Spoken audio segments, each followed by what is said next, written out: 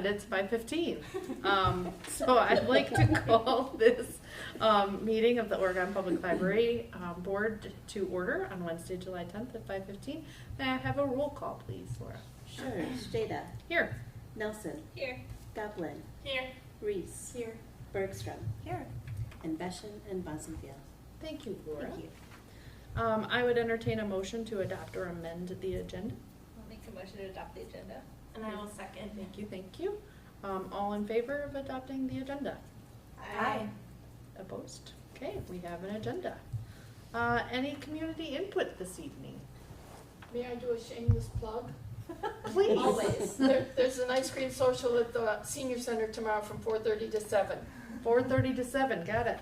Put it on your calendar. Wonderful. Thank you. And I haven't been to any of these, but I run the Oregon Robotics events in the Makerspace. My name's Chris Weed. So I just kind of wanted to get more involved in the library itself, and then hopefully some updates, whatever we can do to the Makerspace creation space, whatever whatever we're calling it. Namely Echoes. Right now I fill it with 15, 11 to 14-year-olds, and it gets kind of crazy in there. So whatever we can do. Awesome. Well, thank you for coming. Moving on to the consent agenda. Anybody want to amend or approve the minutes from June? Make a motion to approve. Thank you. Is there a second? I will second. Any discussion? Hearing none. All in favor of approving the minutes from our June meeting? Aye. Opposed? Okay. Let's combine and review and payment of available bills and accepting the financial reports. I'll make that motion. Thank you. Is there a second? I'll second. Thank you. Anything you'd like to point out today, Jennifer? There is not, but I'm happy to answer any questions you might have about any bills on the report. For the expenditure report, I will note that the one item, because of a switch from our contract cleaners to our employee cleaner, the contract line item will be over budget because they were still in place for multiple months in 2024, but that expense will be offset by savings from the employee section because it took a little while to get that employee on board, and so that line item will be under budget accordingly. So if you see the cleaning contractual services line in the operating building budget, that's why, and you shouldn't be alarmed with that. Okay, thank you. Thank you. Any other questions or comments for Jennifer? Okay, hearing none. All in favor of payment of available bills and accepting our financial reports? Aye. Thank you. Opposed? Alrighty, here, trucking along today. Going on to information items, 6A, Library Director's Report. So a couple of things I'll highlight. Our old shelving, we're kind of making some good progress on the surplus items in the old library, and many of our old shelving and many of our pieces of furniture found some homes with other libraries, but Red Granite Public Library was able to take quite a bit of our shelving. And so the old library is looking very empty. We have a few things that are still surplus that we need to find a good home for. And then we also have some art and the Centennial desk that we want to, be thoughtful about how to move forward with, and we just haven't gotten to that level yet, since we're wrapping up some punch list items still here. You saw the art installation out in front of the library. The Tim Adams sculpture called Burr Oak is there, so people have been really excited about that. That'll be here for 1 year, and then we'll have the opportunity to consider if we want to have another piece of public art, or if we want to do something permanent, or whatever other options are available at the time. Our new library page, Merlot, started about 2 weeks ago now, and he works part-time for Fitchburg as well, so he's a great addition to our team. Since Chris is here, I'll mention that we did have a nice donation to support the Makerspace moving forward. So we have the funds that we had talked about previously will be available for us to make any improvements to the Makerspace in terms of equipment, aesthetics, and then to support some programming expenses and supplies moving forward. So it'll be a great opportunity to ensure the success of that space into the future. We also do have some remaining funds in our building budget set aside for Makerspace equipment, which we're hoping to work on in the last half of the year. So we will be talking, Chris. We're glad you're on board with the robotics program. Also should mention that we do have some work scheduled in August. They're going to add some acoustical tiling to the roof, the ceiling in the makerspace. That was one issue that came up after we moved in, and we're hoping to coordinate that the last week in August. They're going to also make some adjustments to the HVAC returns in the community room because the noise levels in that room are higher than should be expected. It makes it difficult to hear for presentations. So those are two things we're scheduling kind of at the end of August. We kind of have a break between summer and the school year timing. So those are in the works. Jeff Fine is going to coordinate those directly, work with the HVAC contractor and the acoustical ceiling contractor, which is out of Oregon area. So those are exciting. You may have seen NBC 15 filmed a commercial at the library in partnership with Stoughton Health and the Oregon Chamber for the Visit Oregon spot. It aired on the 21st of June, and there's a link in your agenda that you can click on if you'd like to watch it. It was a nice little feature on our library. It's not exciting for anyone else, but we got our IRS free registration. So we're like applying in April. We got our free registration so that we can now apply for the reimbursements. We're working with the contractors to get the documentation of our costs because they didn't have the rules established when we went out to bid. We weren't able to request documentation because they didn't know what the requirements would be at that time. So we're kind of working backwards to get that. And our deadline to apply is in November. So we're hoping to have that documentation in the next month so that we can work on applying and make sure we're not rushed to get the rest of the steps done. We have been struggling to get some of the punch list shelving from one of our vendors. They finally came out on site and found out that some of the pieces they said that they didn't have were actually here the whole time. So we are able to get some of those installed, and now we're establishing what the final list of items is. So we're still working through that, but we're hopeful that we'll actually have all of their things in the next probably month or so. Our punch list is now down to 21 items, so that's awesome. And we're hoping next week it'll be in the teens, so I'm very excited about that. And I already talked about the makerspace and the HVAC work that we have. That'll be additional work, so that'll be scheduled in August, hopefully. You are also aware that the village asked for staffing needs and operational information for the referendum that we'll talk about a little later in this meeting. And then just so you know what's going on with two items, Public Works is now taking over the mowing for the library property. Before the contractor, Bruce Company, was doing the mowing, and so it was getting a little long, and we've kind of made that transition now to village staff. They did a great job. We do have one spot we noted that they're going to have to cut around the fire hydrant a little bit more, but that'll be kept up really now on a regular basis and will look really nice moving forward.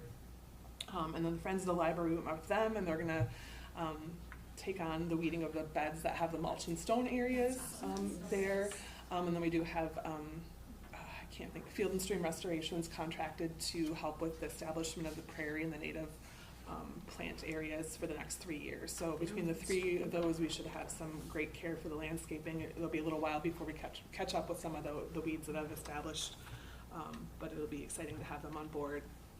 The other thing I want to point out, the Friends of the Library have been getting some questions about the plants at the old library and the future of those, and somebody went on the senior center tour and was a little concerned about not knowing what the future of those was. So as we discussed at our last meeting, you approved that the Friends of the Library can use those to either move some here, they can sell those. They also suggested sharing what isn't needed with either the senior center for their gardeners or for Anderson County Park Friends, for some of the native pieces. So just want to make sure that makes it in the minutes, and that's something that you're aware of. And as always, if people have questions about the library, please encourage them to contact me directly, and I will be happy to respond to them and make sure they have the information, because we do appreciate all the legacy of work and generosity that went into those.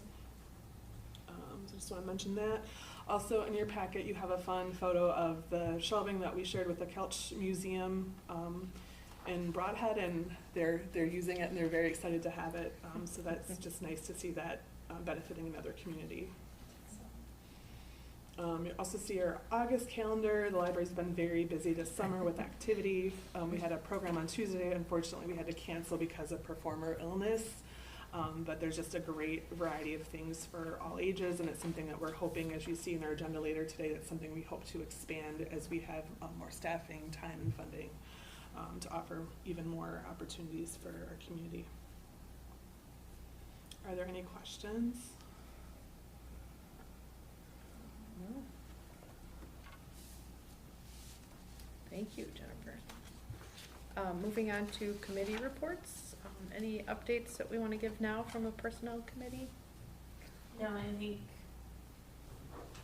Yep, I think we'll cover everything later. Okay. I always jump in. No, thank you. Do we know of any village board announcements from Carlene, or? She didn't send Okay. anything. I think the main thing right now is talking about the referendum and the operating budget, I think, is probably what they would highlight. So. Okay, thank you. Any school district announcements? Just the start of summer semester. That was on Monday, and just the sight of 4 to 5-year-olds running around the high school is a delight. It's an absolute delight. And the first day is always hard because nobody knows where they're going. But today, it was pretty smooth. So Awesome. it was very fun. It's always great to have the kids back, even if it's just for 4 weeks. Great, Yeah. thank you. Moving on to 7A, declaration of surplus. Just would request that you declare this book return surplus. It was something that we had a divided book return in the old library, and then we upgraded to a larger capacity bin here, moved this to the inside, but because we don't no longer have a divided book drop, it's no longer really the best, most efficient solution for staff. Is there a motion to declare the divided book drop cart for surplus? I will make that motion. Thank you, Coral. Is there a second? I will second the motion. Any discussion? Hearing none, all in favor of declaring the divided book, this is a tongue twister. I know. Divided book drop cart as surplus. Aye. Thank you. Opposed? All right. Moving on to library hours for December 23rd and amending, an amendment to the village handbook. So last year, the village updated their employee handbook and did an excellent job, and then we did an addendum that just clarified things that were specific to the library that were covered or that were just kind of subject to clarification to kind of have that all very clear for employees and the village moving forward. One thing, we tried our best to get everything included, but one thing that came to our attention is that historically the library closed at 6 p.m. on December 23rd. Because of how it was documented and the fact that how the holidays fell, we didn't catch that when we were kind of looking back at calendars and things.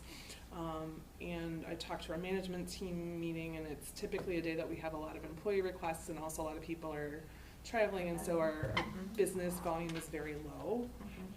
And so my recommendation would be that we consider amending our handbook to reflect that we'll close at 6 p.m. on that day annually, whenever that's before we would regularly close. So, for example, if we would close at 8, we would instead close at 6. If it's a day where 6 p.m. falls later than we would close, then we would just keep the regular close time. And then employees would not be paid for that time off, but they would be given the opportunity to make up those hours during the pay period, or if they, if that was a hardship, they could do like a work from home activity for the 1 or 2 hours that were affected if needed, just to make sure it wasn't penalizing them for being available to work when they would normally be scheduled. Are there any questions? So, is there a motion to amend the library board addendum to the village handbook to close at 6 p.m. on December 23rd annually? I will make that motion. Thank you. Is there a second? I will second that motion. You guys are on a roll. I know. I was like, Lori Oh my hasn't God. seconded anything. I keep waiting. We need to take turns or something to make me more comfortable. Is there any discussion on the motion on the floor?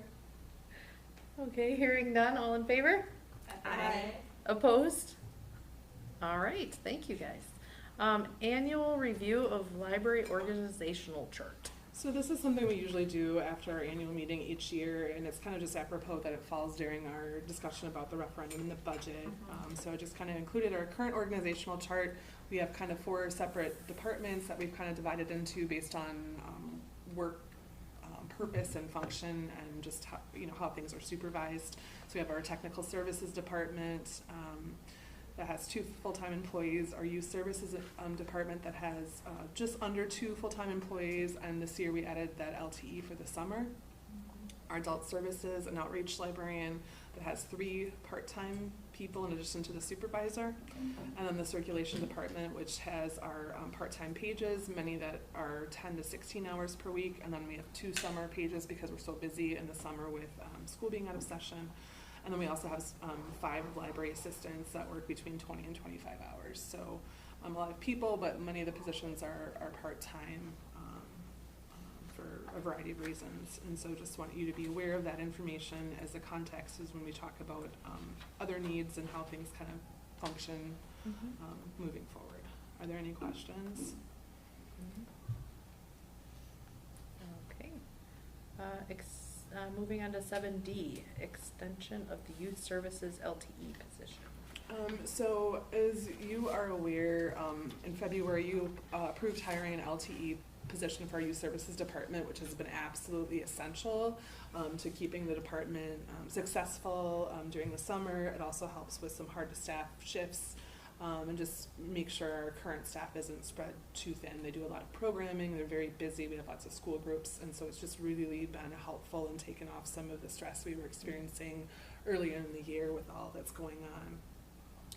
It was made possible because we had some funding due to health insurance selections by other employees.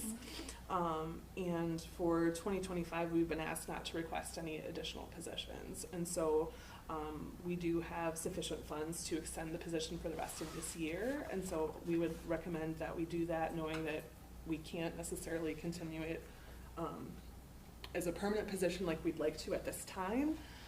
But that extra few months would give us a little bit more space to catch up on some of the things that we've been unable to do just because of all the things associated with the transition from one building to another, and kind of let us make some more progress on our lists and return some of our regularly scheduled duties.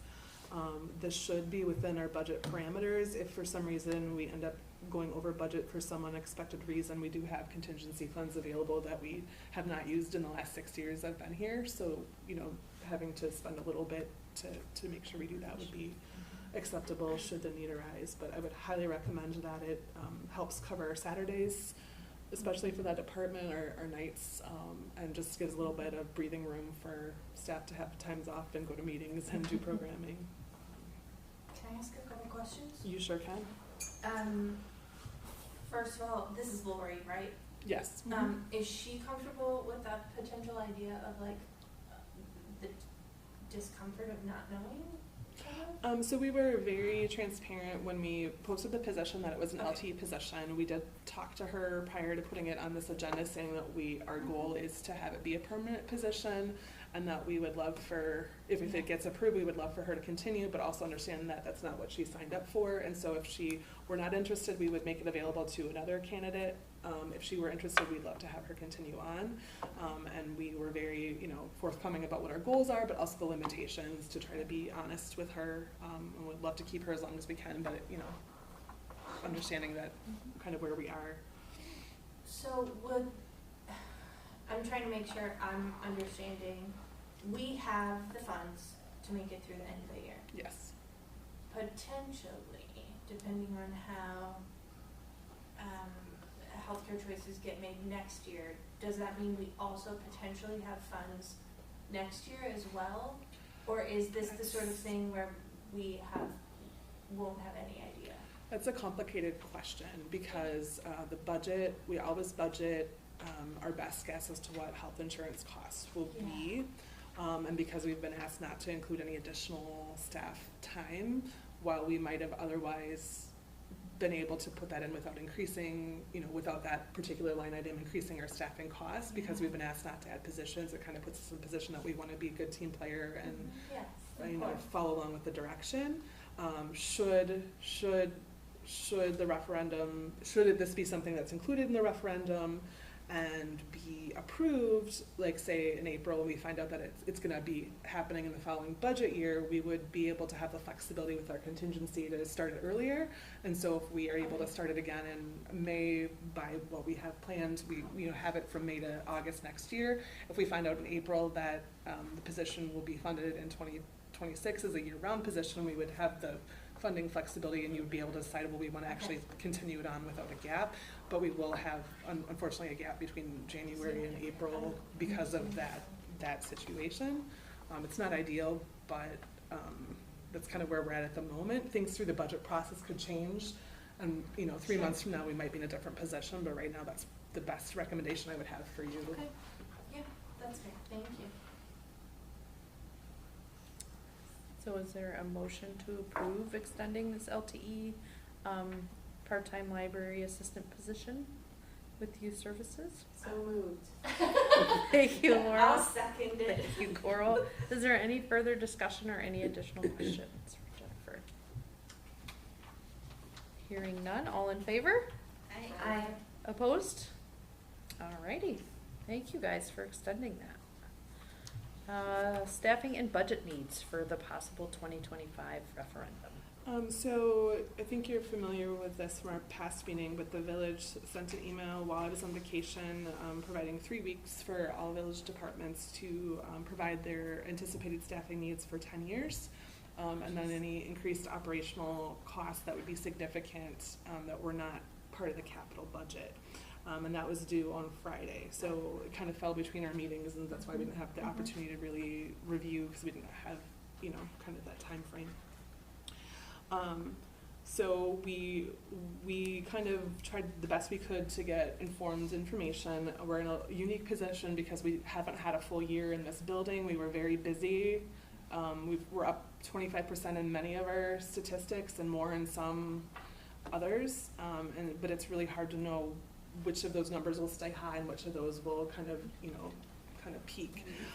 If you look at Wanakee Library, they moved into their new building about 5 years before us. Their building size was similar to what we have, and they moved into a slightly larger building, and their numbers kind of did the same thing and then stabilized and have continued to grow. And so, if we follow that pattern, they're kind of a good metric to follow. Our approach to kind of analyzing our staffing needs was that each department kind of looked at their own staffing needs within their department. I made my best guess of what I thought everybody would need independent of that. Then we took what people had asked for and then compared that to staffing levels at other libraries in the area that the village considers comparables. So Stoughton and DeForest are what they consider kind of our current comparables, and Verona and Wanakee have larger populations, so they're kind of considering us the comparables in 5 to 10 years down the road, that we're a little bit behind them in terms of growth, but that's kind of where we should expect to go. And I think that holds pretty true for libraries, especially Wanakee is a really great, in my mind, a really great comparable for a variety of reasons, because their building size and staffing levels their journey has been kind of similar to ours. We looked at organizational charts. We shared some preliminary information with our personnel committee, and then we identified the operational budget needs. One item was the automated materials handling system, which is in the CIP, the capital improvement plan for 2030, and so we included the annual maintenance costs for that, because we would need to pay that annual budget cost to have that equipment. The other pieces we asked for more funding for were collection and programming, and those are kind of two things that we've done an amazing job with that in our old building, but there were definitely limitations. And when you compare our statistics to comparable libraries, we could be doing better to be able to offer those things to the community in the way that they are doing that. We've done an amazing job with the limited space and limited funds that we've had, and we'd like to kind of transition to be a little bit more progressive and proactive in getting those items funded to be comparable to those other communities.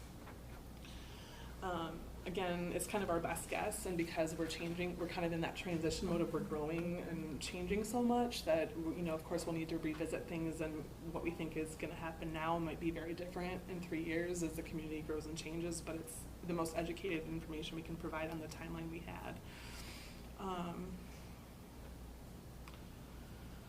So I'm just gonna kind of go through the packet. So you kind of have the email from the village administrator kind of explaining the process that they're going through. They hired a consultant to help with the information they collect. First, they're gonna identify needs for the village, then they're gonna get some community feedback on those needs and kind of prioritize.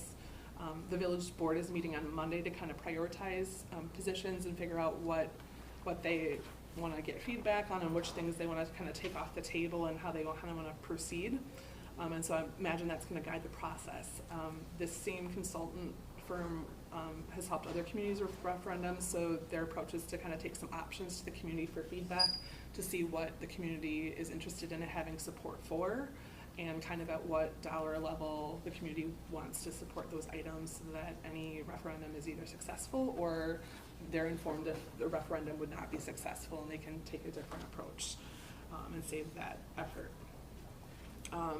So we had a worksheet we were asked to fill out to kind of prioritize our needs. Priority 1 was just for things that affected public safety and like legal ramifications, so none of our needs were qualified to be that priority, but we did have some in the other 3 priority levels, essential, important, and nice to have, 2, 3, and 4.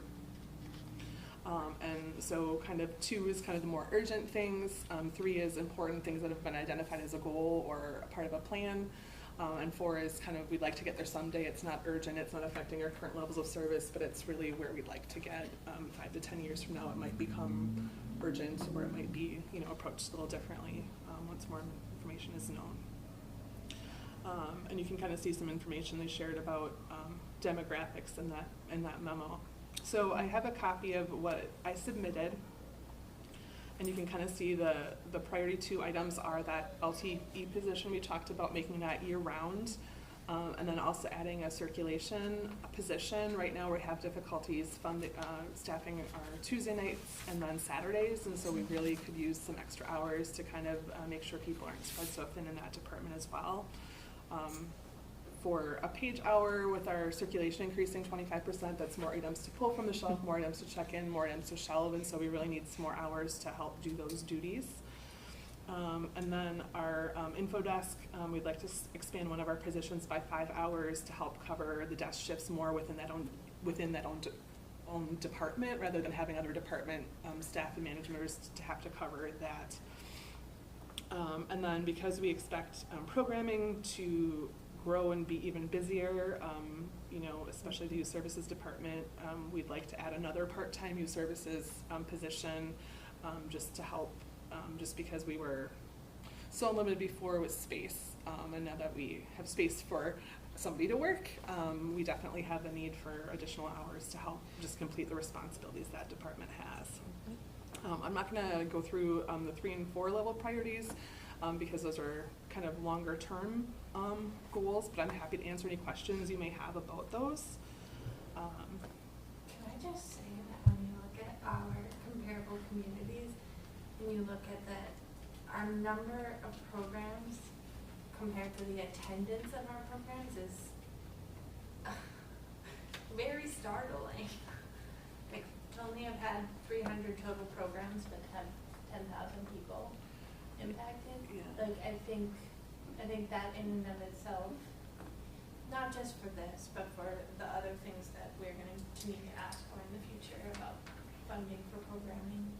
Yeah, and that's even more pronounced when you consider last year we had less than 2 full-time staff that did all the children's programming, and then 1 employee who did adult programming along with many other things. So that's 3 people doing all that programming. Now we're fortunate to have folks like Chris adding to that, and then adding Abby for teen programming, but you know that's a limitation. If you only have so many hours, you can only do so much, and so that's where adding that extra would be awesome. I also have our current org chart, and then you see the orange are kind of where we're proposing to add additional hours.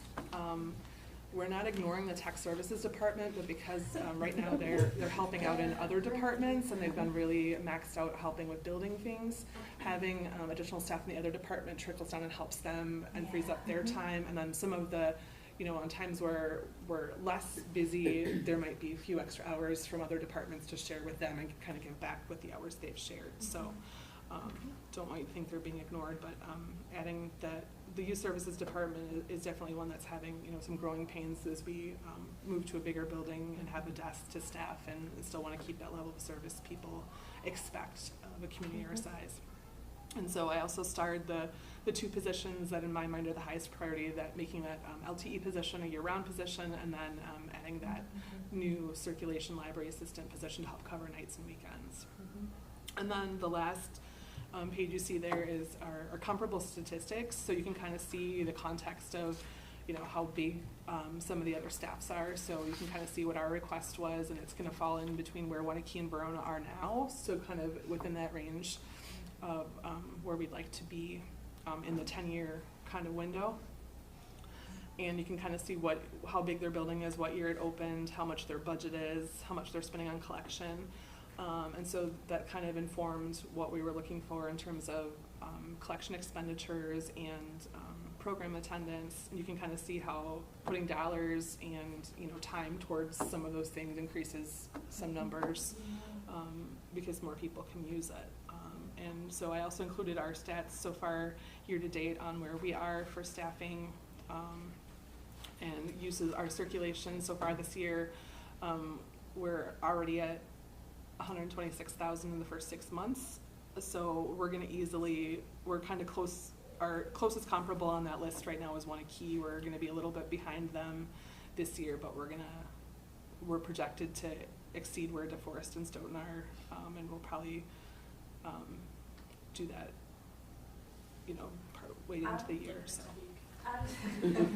Out of these comparable libraries, do they have a comparable amount of hours that they are open? I know Waunakee has some Sunday hours, I believe. Yes, so I have another column that I must have cut off that I did look at Sunday hours. So right now, all 4 of them do offer Sunday hours. Okay, so they already have an expanded amount of hours that they're supporting. Yes, they do. Verona, I believe, is open year-round. Waunakee and Stoughton, I'm probably going to tell you wrong, but some of them are year-round. Some of them, Waunakee is definitely only seasonally during the school year and not during the summer. And one of them I couldn't get information in time to find out. Waunakee is very similar in that they did not historically offer Sunday hours, and then they were asked to when their new building opened. And there was some concern about morale with staff being asked to work one more day of a week and spreading things too thin. So they were asked how much it would cost. They added 4 positions all at once that were hired as Sunday positions. So those folks expect to work Sundays, but they don't work Saturdays as a kind of compensation for that. And so those 4 staff members work every Sunday as part of their hiring expectation. And that's something we'd want to be very careful about considering Sunday hours here. Prior to 2009, I believe, we did offer Sunday hours for a while as a pilot, and it had some really detrimental effects on staffing because we didn't have enough people to staff it, and so we had people that were working 12 days in a row because in multiple weeks in a row because we didn't have the staff to make it work. So we really want to be cautious about how we do that in a way that it doesn't affect people's morale, I guess. We are unable to add some of these positions. I'm thinking in particular the library assistant, the circulation position. Are we in danger of having to cut our hours in order to accomplish this and keep our staff? So I think we've been doing without it for a while, and we can get away with it for a little while. But right now, the way we're covering it is our managers are kind of covering it, and so So like right now, to cover the youth services Saturday, like each youth services staff member has a Saturday, and then we are short a person, so we have a Saturday that's not covered, and so then we're taking turns. So then the managers are taking turns on the Saturday, which is fine, but then they can't always take off another day of the week because of other commitments. And so sometimes people are ending up working 6 days a week because they can't find another day to get off without affecting their other responsibilities. And so well, the managers are people too. Right, so it's a little challenging. We can do it for a little longer, but long term it's not sustainable unless we get it. If we know there's an end in sight, we can be creative and solve it. Maybe that's where I was leaning, is that like we do need some of these positions if we want to keep and retain our staff that we already have. Yeah, Had we not been asked to not ask for staff next year, I would have been asking for that staff. No, I'm not doubting you. I guess I'm trying to put out there that like, we are all aware that like, the way that we're staffed right now is not sustainable. And that we are considering all options, but also we are already in a position where we're making some compromises, and so we're heading into this with some pretty big needs, I guess. Yeah, I think we knew going into a bigger building we'd be busier. We tried to plan for that. We had some limitations with space we had available, and just dollars we had available, so it didn't make sense to add somebody if we didn't have a place for them to work. Agreed. And then also we knew that it was important for us to have a 2-story building because of the site considerations. That was something we were transparent would take more staffing, and now we're kind of realizing that with our, not just keeping the levels we have, but with the 25% increased growth in a lot of our metrics, that's Yeah. more questions, more, Right. everything we do amplified, and just kind of one measure of that. And so we knew that would be kind of the case, but we also didn't want to ask for staff we didn't need. And so we're kind Okay, of agreed. realizing that and trying to have kind of that growing pain where we need to we're still not quite there, and we want to get there, but we're not kind of where we need to be as a baseline. Yeah. Okay. Sorry, I I'm just kind of like rambling. to have some of those things said out loud and put on the table so that we're all Yeah. looking at them. Okay. And then just kind of the programming and collection numbers are in a way a little bit arbitrary, but I wanted to show you on the last page where they're based on. So, looking at Verona and Wanakee, they have between $31,000 and $35,000 a year that their village is putting into programming. And our municipal budget had $320. So that's just, and it's not that we don't have money for programming. We do have generous funding through the Friends of the Library, but their funding sources are really, they're a separate entity. They can decide how much they want to support, and they're affected by, the Bills Receipt program going away, Amazon Smiles going away, and so it's really prudent for us to have core services built into our budget, and that's been something we've been talking about for a while. And so that's where, the number for the referendum we got from those communities and what they're doing and where we want to be. But any progress we make towards that would be incredible. And then, we can also be creative about it. And we're going to continue to have the Friends support programming, but we just want to make sure it's not our only funding source, so that if that funding source were to go away, we'd still be able to offer our core services. Those are startling numbers. And for collection, we didn't have any room, so we couldn't keep up with that because there was no place to put stuff really. So it's the other challenging. Anything. Yeah. So, but that's where we kind of tried to take the average of those communities and kind of find a benchmark about where we'd like to grow to at least be comparable. Also, with people checking out 25% more, there's some collections in the library, like the picture books and board books, and you go in and the shelves look empty because the picture book use has, I should bring that next month, how much it's gone up. Like the stats for those collections have gone up, large print have gone up a ton, and so those collections specifically, there's a lot less to choose from, and so people are kind of feeling like those collections are bare. I'll see if I can get those specific ones for next month. What questions do you have about Thank you this? for all of your work. I know Yeah, that this those is spreadsheets must be amazing. so fun to put together. For just like 2 weeks, this is really Yeah. And Martin, the village board packet just came out today, and they have a great compilation of all the department needs, not just ours. So laying out all the priority 2 needs, all the priority 3 needs, Okay. 1, 2, those are kind of the top. But just to kind of show the whole village what each department sees as kind of their stress points and their needs moving forward, so that the village board can kind of have that information as they decide how to move forward and approach the potential referendum that they're going to be considering. This is, I don't know if it's, but has the village talked at all about raises for the future? So was that something that needed to be included in this, or? So Martin took care of doing that as a village whole, so he has a dollar amount as a placeholder for increasing staff wages as part of the compensation schedule for all departments, so that he was coordinating that to make sure there was consistency and equity between departments. So that is a line item in his packet for Monday for the village board. That's a great question.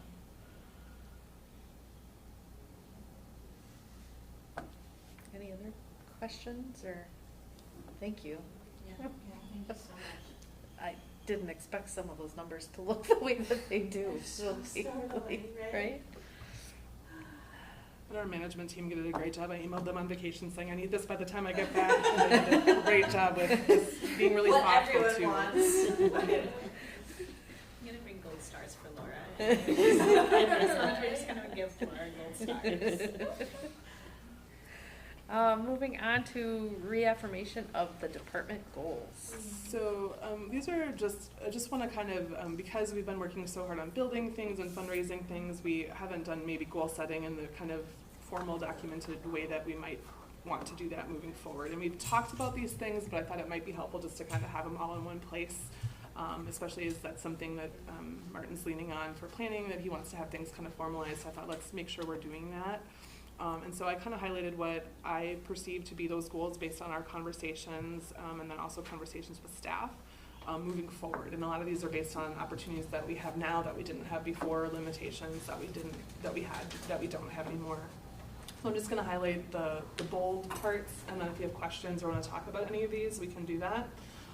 The first one is just to have increased funding for library programming in the village budget that's comparable with other Dane County communities, so that we can ensure that we have great programming moving forward.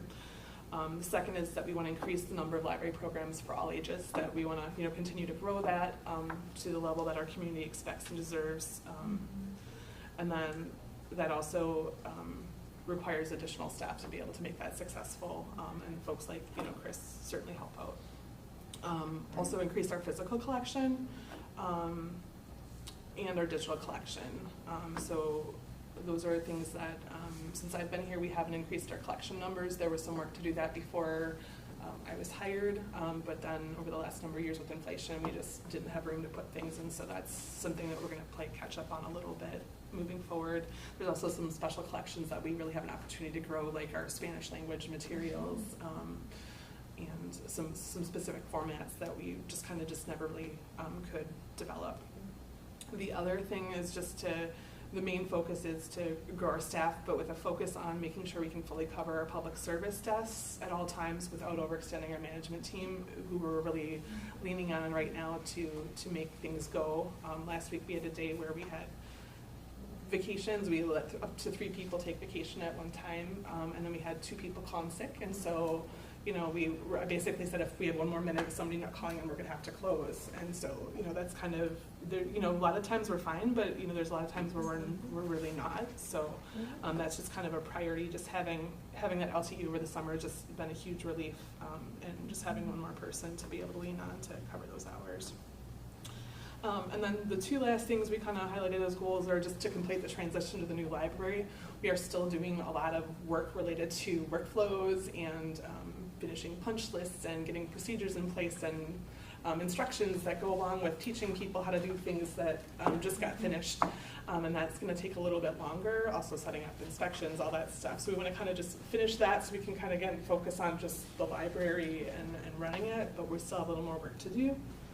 And then the last thing is part of our regional equity and our participation in Dane County. We'd like to identify our diversity, equity, and inclusion goals, and that's something that we'd like to set on an annual basis and kind of identify a few things that we can work on to make sure we're being inclusive to all members of our community. So I guess those are what I perceive are kind of top priorities to be. If you see something missing, we can absolutely talk about adding that. If you see something included that you think really shouldn't be a priority or isn't a priority now and you'd like to wait, we can absolutely talk about that. But I ranked our referendum priorities, including these as our goal as part of that submission. So, Do you need a motion on this one? I guess what I would appreciate is just a motion to reaffirm that these are kind of our goals in a formal way. Like I said, we've talked about them. They're kind of coming up in different ways, but to have it all in one place as department level goals for this year. And then we'll have to talk about our planning process about when we want to kind of revisit them and do goal setting for next year or update them. I would make that motion. I'll second. Thank you. Is there any discussion or questions? I think you're correct. I think these are things that we've all talked about at every meeting. So thank you for getting them down for us. So all in favor of reaffirming these as our department goals? Aye. Opposed? All right. Thanks, everybody. 2025 budget request. So this, it just kind of highlights again, because of the referendum and staffing considerations, we really didn't get to the level we'd normally get with this. So I'm just gonna highlight what you can expect to see go up, and then next month we'll dive into it with more documentation and detail. But couple highlights that are positive is there's increased county revenue from Dane County and other county revenue, in part because of increased use by county residents. And so that's exciting to see, about $16,000 in projected revenue from Dane and about $3,000 from other counties. So that'll help our budget as we're growing in costs and expenses. Staff and wages in our budget will be budgeted at the level that the village recommends, and that's to increase all employees by 1 step in the staff compensation schedule. And so your numbers will reflect that. And they're budgeting a placeholder of 8% for health insurance. They try to be conservative so that if things come back more favorable, we're in a better position and not a worse position. Professional services, that line item takes care of a lot of our fees for the South Central Library System, including network services. And it's increasing in part because we have more devices. So like we have HVAC on the network now, and our AV stuff has a switch on the network. So there's more devices that we have, and then also we have computers for staff and patrons. And so we kind of have to figure out what that sweet spot is moving forward. But for this year, there are additional costs because of that, and then also because other libraries have making a trend of taking things off the network. So we're kind of having that double hit this year as they're trying to deal with increased costs with less computers, and that's kind of how their formula is, takes device count into consideration. Online subscriptions is mostly going to be the cost to continue, but one thing to note is Beanstack is a software we use for our summer reading programs and our library programs. We've been fortunate to have that for free since 2020 when the pandemic started, but we only have it to the end of 24, and then moving forward, if we wish to have it, we are responsible for the costs. It really does a great job of getting us statistics for our reading program, and really saves a lot of staff time on the reading program, so I would highly recommend that we continue doing that. Electricity, we had just guesstimated last year based on gas and electrical costs of other libraries, and with the solar panels, we are doing really well so far this year, but we want to just be conservative about decreasing the cost because I'm not sure they're billing us correctly, and we only have 2 months of service to base our statistics on, and so until we're through a full year with winter and different temperatures, we don't want to take out money that we might need later on. Building costs, there's still some building costs. While we made some really educated estimates based on other buildings of our size, there are a few things that are more expensive. One of the important things to note is the HVAC preventative maintenance for the geothermal system was a lot more than we had originally budgeted for, so that's going to be a significant increase. And then I had not budgeted for the controls software maintenance agreement, and so that'll be a cost.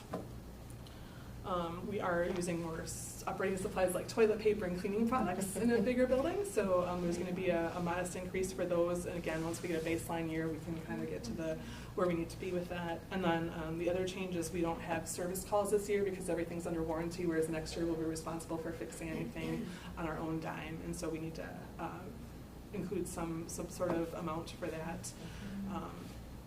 And then again, the budget priorities that we included as part of the referendum were the staffing and the programming. And again, just want to highlight that it's difficult for us to make guesses because we're kind of growing. We don't have that full year of data to inform things like we would on a normal year, but we're doing the best we can to be proactive and educated about that. Are there any questions? I also have a spreadsheet that you usually get. This year the numbers that are colored are numbers that still need more work. Normally I would have those evaluated better at this point, but those are just kind of placeholders for now, so you can kind of see where things are going. And the numbers that I talked about as being increases are in that difference column, kind of as growing numbers. But what you see next month will be a little bit different than this as I kind of refine and get more numbers about copy or lease costs and things like that. But this is kind of where we're at right now. But fortunately, we have that additional revenue coming, and that'll help kind of offset some of those increased costs with it having the new expanded space, and will make that more tenable. What questions do you have? I just appreciate the way that you lay out the priorities and kind of make it so it's readable and easy to understand. Also, to me, 4% increase for building when your building is 3 times the size Agreed. is amazing, and that's a testament to everybody's hard work on trying to plan, trying to understand, and trying to look at things for the future. So I just want to say thank you and congratulations, because I know nobody wants to ask for more money, but I think that's a great testament to what everybody's done. I would agree. I was expecting a little bit higher, actually. I'm not Just done yet.